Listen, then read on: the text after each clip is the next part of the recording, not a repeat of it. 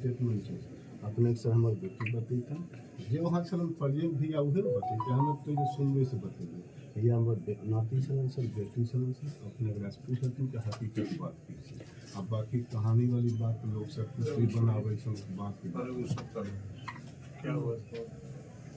छठ के दिन हम लोग घाट पे गए अंकल, तो घाट से आ रहे थे। सबसे पहले मेरा ये बच्चा और मेरे देवर जी आए। वो आशीष चौधरी इसी पे फायरिंग किया।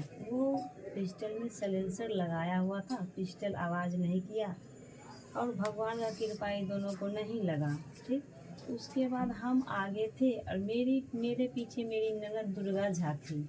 वो हमको पहचानता नहीं था क्योंकि वहाँ मेरा आना जाना बहुत कम होता था, हम यहीं रहते थे और वो समझा कि हम रेंटर हैं। पीछे जेठ जी भी थे तो हम पल्लू ढके हुए थे।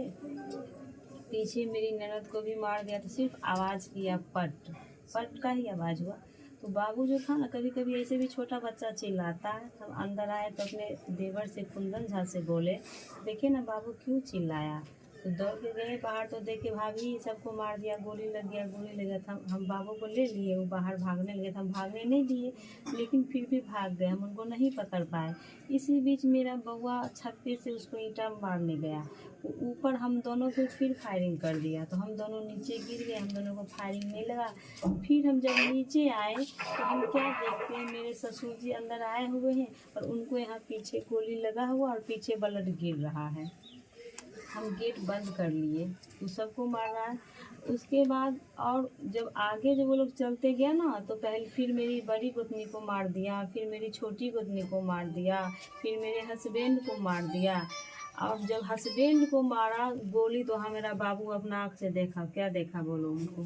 सर हम लोग जब अरग का दूसरा दिन था, हम लोग जब घाट पे से आ रहे थे, सबसे पहले गली में हम घुसे और मेरे छोटे अंकल जो डाला ले हुए थे छठ का। उसके बाद फिर सबसे पहले गोली वो हम दोनों पे चलाया, लेकिन गोली हम दोनों को लगी नहीं। हम दोनों अंदर आ गए, कपड़ा उपड़ा चेंज कर लिए। इतने में मेरी माँ दौड़ी हुई अंदर आई, वो बोलने लगी क्या देखिए बउआ रो रहा है गली में। इतने में मेरे अंकल दौड़े, देखिए उनका बाबू 4 मंथ का बाबू था, वो अच्छा दूर फेंका चुका था। उसके बाद उनको उठा के लाया। उसके बाद अंदर बोलने लगे क्या कि गोली सबको मार दिया। इतने में हम लोग भी जब गेट से जाके देखे तो मेरी दुर्गा फुआ और मेरे बड़े पापा राजनंदन झा मतलब गिर चुके थे। उसके बाद मेरे सबसे छोटे अंकल वो कल का जो हैंडल होता है उसको खोलने लगे। उसके बाद फिर हम छत पे चल गए, उसको ईंटा फेंकने लगे। जब ईंटा फेंकने लगे तो देखे कि उसके साथ अरविंद पासवान और अशोक मोदी भी खड़ी था। उसके बाद उसके साथ अरविंद पासवान, उसके बाद अशोक मोदी खड़ी था। तो वो दोनों कुछ नहीं बोल रहा था, वो दोनों थोड़ा सा हट के था। उसके बाद वो अकेले गोली चला रहा था। उसके बाद जब ये दोनों मेरी फुआ और मेरे जब बड़े अंकल को जब गोली मार दिया, उसके बाद फिर मेरी छोटी आंटी को मारा पेट में। उसके बाद फिर मेरी बड़ी आंटी को मारा। उसके बाद सबसे लास्ट, उसके बाद फिर मेरे दादाजी को पीछे मारा। उसके बाद फिर सबसे लास्ट में मेरे पिताजी को दौड़ा के मारा, जिनको आंख में गोली लग गया। उसके बाद उसी के साथ अरविंद पासवान, उसके बाद अशोक मोदी सर साथ में था। उसके बाद जब मेरे पापा को गोली मार दिया तब अरविंद पासवान उस आशीष चौधरी को बोलता है तुम्हारा काम हो गया, तुम भाग जाओ सर। अब अभी तक उस पर कोई कार्रवाई नहीं किया गया। सर ने हमारा कोई FIR ठोस हो रहा। एक बार हमको बोला FIR को, तब बताइए सर उस टाइम लाश ऐसे हमारे हाथ में रखा हुआ। ये उनकी माँ है जो मरा है, 2 लड़का सब उनका, ये सब परिवार है। अब हम बताइए सर क्या FIR उनको नोट करवाते, हम तो यहाँ रहते, किसका नाम बताते। क्या हमको बोला सर जो वहाँ कोई देने वाला कोई मर गया जो है अस्पताल में, हमको बहुत परेशान डाला गया। तब हम बोले करें तो क्या करें। तो ये जो हमारे समधिन थे सर पंजाबी मोहल्ला में थे, और ASP साहब जो बोलते हमारे साथ बहुत प्रेशर डाला था। हमारे साथ कोई हमारे साथ में नहीं, किससे हम क्या पूछे, वहाँ किसी को पहचानते जानते नहीं। तो समझेंगे ना, हमको बताएगा वहाँ रहती थी कौन है क्या नहीं। तो फिर हम पुलिस की गाड़ी में बैठे, हमारे साथ एक लेडीज दरोगा एक जेंट्स दरोगा, दोनों साथ बैठ के गया। हमको पंजाबी मोहल्ला लेकर उनके पास गया। तब उनसे हम बोला वैसे ऐसे आए हैं ये पूछने के लिए से कौन ये आदमी मारा है, क्या किया, ये केस मतलब करेंगे। तो फिर ये नाम बताने लगे। इतने देर में जो छोटा वाला लड़का है जिसकी पत्नी को सर पेट में गोली लगा, उसका 4 मंथ का सिर्फ बच्चा है, पेट ऑपरेशन करके बच्चा हुआ, उसकी पेट में गोली मारा है। वो लड़का अपनी पत्नी को लेकर के PNC में भर्ती है।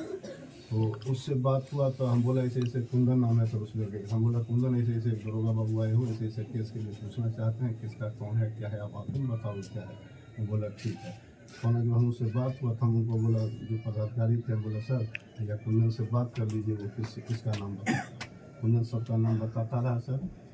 वो बैठ के लिखाते रहे जब नाम सबका कंप्लीट हो गया इतने देर में सर उसको कहीं से फ़ोन आ गया।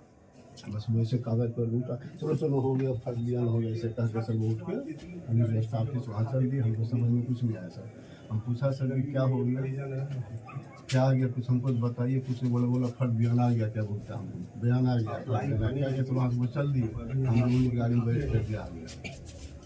उसके बाद यहाँ आने के बाद हमारा कहने का मतलब सर सब आदमी सुन रहा हमारी बात। हम सर गरीब ब्राह्मण हैं और आप सर हमारा सब आप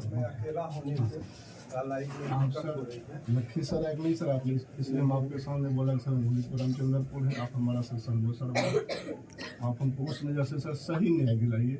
हम ये नहीं कहते कि निर्दोष किसी को फंसाइए लेकिन वो निर्दोष अगर आपका भी आदमी है चाहे कोई भी खास क्यों ना हो मानवता के नाते सर उसको बिल्कुल छोड़ने की कोशिश नहीं किया जाए सर।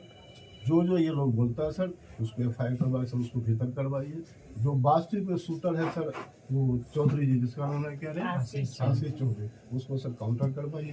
और ये सर विधवा सर ये छोटा बच्चा और दिखाते सर वो लड़कियाँ सर आ जाइए बेटा आजा बेटा इधर ये तो एक लोग भाई का हो गया सर एक भाई सर 3 लड़की है सर क्या बताना आ जाइए इधर और सर तुम लोग सब हमारे छोटे बोलो भाई 3 बहन ये है सर 3 बहन है भाई का तुम्हारा 3 बहन है सर और एक भाई है सर इसके पास 4-5 साल इसका एक बाप मर गया सर मां को भी सर इसका गोली लगा हुआ गरीब ब्राह्मण सर मैं आपको दिल से बोलता हूँ हमारे पीठ पर कोई नहीं है साहब जो भी था सिर्फ आप ही था। आप पार्टी को हुआ क्या कहता है क्या करेगा तो बहादुर जाने सर मेरी आपसे बेनती सर सबको सर न्याय की ड्यूटी करवा दीजिए सरकारी तौर पर सर।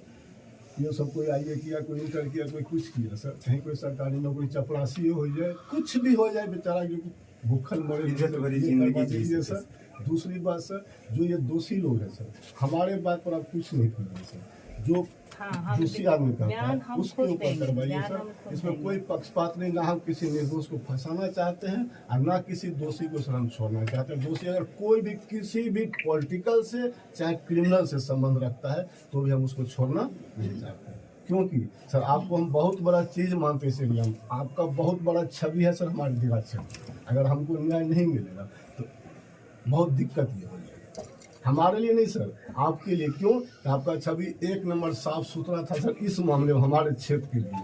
और ये जो हमको गिटिर पिटिर कर रहा कोई बोल रहा है कि तुम कैसे बोल रहा उसमें दिखाया एक बड़ा मतलब बहुत लोग हमारे प्रेशर डाल रहा है सर। हमारे पीछे कोई नहीं हमको पीछ पर नहीं है सर हम यहाँ से कहाँ भाग जिनको छोड़ से हमारे अलावा सर अभी प्रेजेंट टाइम में जो भी आदमी लोकल हमको जानते होंगे इनका अभी कोई नहीं है सर बोलने पर। आप सर हमारे माँ बाप हैं भगवान हैं सर आपसे ही मेरा मांग है सरकार से सर आप सरकार में हैं आप जो कहेंगे सर नीतीश कुमार जी करेंगे। ये मेरी बेटी नहीं आप सब अरे सर आपका बाल बच्चा इनको सरकारी सर कहीं नौकरी लगवा दीजिए आपका एक फोन से सब काम हो जाएगा सर। देखिए एक बात आपको बता देते हैं दोषी चाहे जो भी होगा सर कोई भी हो हाँ कोई मतलब नहीं कोई होगा वो बचेगा ठीक सर उतना निश्चिंत है। ठीक सर किसी को बख्शा नहीं जाएगा जो भी अगर वास्तविक में दोषी है। और उसमें अरविंद पासवान पे हमको लोग इशारा कर रहा था अरविंद पासवान नाम आपके सामने सुन रहा है उसको कोई अगर पैरवी भी करेगा तो उसको अगर हिसाब किताब होगा तो हम कोर्ट फिर चले जाएंगे हम आप सुनिए ना जहाँ जाना हो जाइए उससे नहीं मतलब है। आज तक हम लखीसराय में इतना दिन में किसी दोषी को नहीं बचाया हम तो देखने तो इसलिए आप ये सब हमको जो बता रहे हैं कि कोर्ट चले जाएंगे तो जहाँ जाना हो तो आपका स्वतंत्र है आपको जहाँ मन करे जा सकते हैं। लेकिन हम आपको एक बात बता दे रहे हैं कि कोई दोषी बचेगा नहीं कोई भी दोषी नहीं बचेगा। हम बस इतना ही पूरा भरोसा है सर इतना ही जान लीजिए। इसलिए हमको ये सब मत सुनाइए कि हम कोर्ट जाए। अरे कोर्ट जाने के लिए आपको कोई रोक रहा है कोई किसी को रोकता तो नहीं है। लेकिन कोई हो रहा फिर वही बात लेकिन हम आपको एक बात बता दे रहे हैं कि कोई दोषी बचेगा नहीं चाहे कोई भी हो। मेरा कोई परिवार का आदमी होगा तब भी नहीं बचेगा। यही हम चाहते जब बात खत्म है हम सर ये तो भरोसा तो चाहते क्या सर और बाकी आपसे पूरा भरोसा ही और बाकी बाकी हम लोग बात करेंगे सरकार में क्या प्रावधान है, सर वो क्या लड़की के लिए कैसे गुजारा करेगी सर? क्या प्रावधान है नहीं उसके पास 8 बच्चे हो गया है, सबकी माँ जूझ रही है। वो हम बात करेंगे। कोई रास्ता अगर होगा तो जरूर रास्ता है। आपके पास सब रास्ता है सर। सर मेरी बात सुन लीजिए सर। कोई आते हैं तो कोई 200, कोई 400, कोई 500 या कोई 5000 दे के चले जाते हैं सर। उससे तो मेरा 8 बच्चे उससे का कोई मतलब नहीं है। निर्वाह 200, नहीं 400, होगा। 500 न हम देने वाले हैं न हम उसमें विश्वास रखते हैं। हम ये हम चाहते उसमें हैं विश्वास सर नहीं रखते। कि दाल हम रोटी का विश्वास रखते व्यवस्था हैं न्याय आपसे के मेरा साथ, हो जाए। न्याय में। और हम इतना आप लोगों को भरोसा दिलाते हैं कि न्याय हो। बात यहाँ हकीकत यही था ना सर, जमीनी विवाद था। ठीक, उसके घर के बगल में मेरा जमीन है, जो दीवार थोड़ा तोड़ के पिलर देना चाह रहा था। आपके पास कोई भी साक्ष्य हो, जी। जो भी साक्ष्य हो, ये वो साक्ष्य हम पुलिस अफसर को कह देंगे, वो आपसे बात करेगा। जो भी साक्ष्य होगा जी। आप उसको दीजिए, उस साक्ष्य के आधार पर भी वो जांच करेगा। बिल्कुल सही। पुलिस अधिकारी आपसे मिलेगा और मिलकर आपसे भी साक्ष्य लेगा, फिर से आपका बयान लेगा, और बयान लेने के बाद अगर आप कोई साक्ष्य देते हैं तो उस साक्ष्य पर होगा। इसलिए कि पुलिस का जो जांच होता है वो सत्यता पर आधारित होना चाहिए और साक्ष्य पर आधारित होना चाहिए। तो सच्चाई तक पहुंचने में और जो साक्ष्य है उस दोनों में पुलिस कहीं भी कोताही नहीं बरतेगी। ये हम बात करेंगे एसपी से भी और डीआईजी से भी और भी लोगों से। और जानते हैं सर, ये जमीन का खुला तो भय हो गया, आगे जो मेरा जमीन है इस पे भी हमको भय पैदा हो गया है। यही प्रस्ताव मेरा कहीं इस जमीन पे न कर दे कि हम ये चाहते हैं गरीब ब्राह्मण इस पे मेरा बाउंड्री हो जाए, ताकि फिर ये मेरे घर में कभी नरसंहार न हो। बाउंड्री कराई है, लेकिन जो जहाँ तक इस घटना का सवाल है, दोनों सर इसको बात चूल्हा इस नहीं घटना जलता में है, कहाँ से जो भी बाउंड्री सच्चाई लगाएंगे? है वहाँ तक पुलिस पहुँचेगी। सच्चाई तक पुलिस को पहुँचना है। और जो बाकी है, आप बात कर रहे हैं परिवार के अंदर लोगों के लिए कोई रोजी रोजगार करना नहीं, तो उसके लिए हम बात करेंगे। कोई उसके नियम प्रावधान कोई भी होगा तो उसमें जरूर सहयोग करें। इस सबके बारे में तो हम ही लोग को नहीं, परिजनों से मिलने आए थे, उनकी बात सुनने के लिए आए थे। और जो घटना हुई है वो घटना जघन्य श्रेणी की घटना है, और उस घटना की जितनी निंदा की जाए उतना कम है। निर्दोष लोगों को एक परिवार के 6 लोगों पर गोली बरसाना ये बहुत ही कृतघ्न काम है। तो इस तरह उनसे मिलने आए थे, उनकी बात हमने सुनी है, और बाकी जो कुछ भी है वो पुलिस की जांच का विषय है। मुआवजा की मांग से वो तो हमने कहा है कि वो अगर क्या प्रावधान है, क्या नियम है, उस प्रावधान और नियम के मुताबिक होता है। इलाज के लिए व्यवस्था हो रही है। पीएमसीएच के जो सुपरिटेंडेंट है उनसे लगातार हमारी बात हो रही है, और उसमें एकाध जिनको गोली लगी है वो एक गंभीर बीमारी से ग्रस्त थे, और एक गंभीर बीमारी से ग्रस्त होने के कारण उनके ऑपरेशन में थोड़ा विलम्ब हुआ, लेकिन अब उनका भी ऑपरेशन हो गया। दोषी बख्शा नहीं जाएगा सर। ये पुलिस का काम है, ये आप बोल सकते हैं, हम नहीं बोलते हैं सर। ये पुलिस का काम है दोषियों पर कार्रवाई करना, साक्ष्य इकट्ठा करना और निष्पक्ष जांच करना। ये पुलिस का काम है और पुलिस अपना काम करेगी। एक व्यक्ति किन्हीं का ऑपरेशन हो रहा था, किसी का ऑपरेशन हो रहा था, वो एक बीमारी से ग्रस्त है, वो एक भयंकर बीमारी से ग्रस्त मुझे यहाँ से पता चल रहा है। तो उस बीमारी के कारण उनके ऑपरेशन में थोड़ा विलम्ब हुआ, तो पता चला दोनों हो गए हैं। इसलिए वो सब हम जानकारी ले रहे हैं और सारी व्यवस्था हम कर रहे हैं। उसमें जो भी सुपरिटेंडेंट है उन सबसे हमने कहा है कि पूरा कुछ और दवा दारू वहाँ जो भी है सारी व्यवस्था हम लोग करवा रहे हैं। और सुपरिटेंडेंट से लगातार मेरी बात हो रही है, उसी दिन से बात हो रही है। सुपरिटेंडेंट ने ही हमको बताया कि सर ऑपरेशन में विलम्ब हो रहा है, इसलिए कि हम लोग उसका एक किट होता है, वो किट जो हम लोग के पास होता है वो किट सही नहीं है, तो इसलिए हम बाजार से किट मंगवाए हैं और किट आ गया। अब हम लोग ऑपरेशन करेंगे। तो रात में उन्होंने ऑपरेशन शुरू किया, उसमें भी हमको उन्होंने बताया कि ऑपरेशन हम लोग कर रहे हैं। ये सब चीज़ है, तो इसलिए हमने कहा आपको कि निष्पक्षता से जांच होगी, कोई बचेगा नहीं। जो दोषी होगा कोई नहीं बचेगा। और जो बाकी आप बात कर रहे हैं उसके लिए बात करेंगे सरकार में, अगर कोई प्रावधान होगा तो उस प्रावधान में हम जरूर मदद करने का प्रयास करेंगे।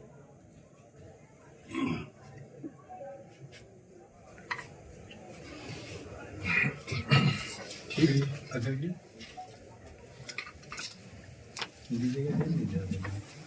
सर मैं एक आवेदन देना चाहती हूँ आपके तरफ।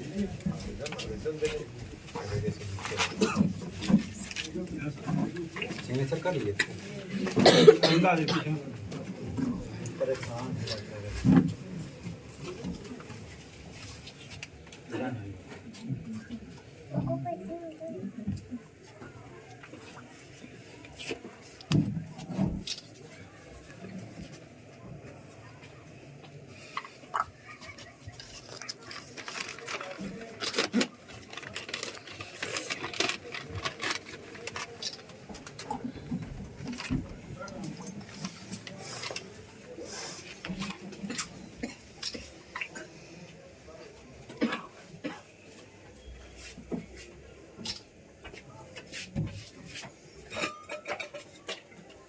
ठीक, देखिएगा थोड़ा विचार एकदम जरूर जरूर।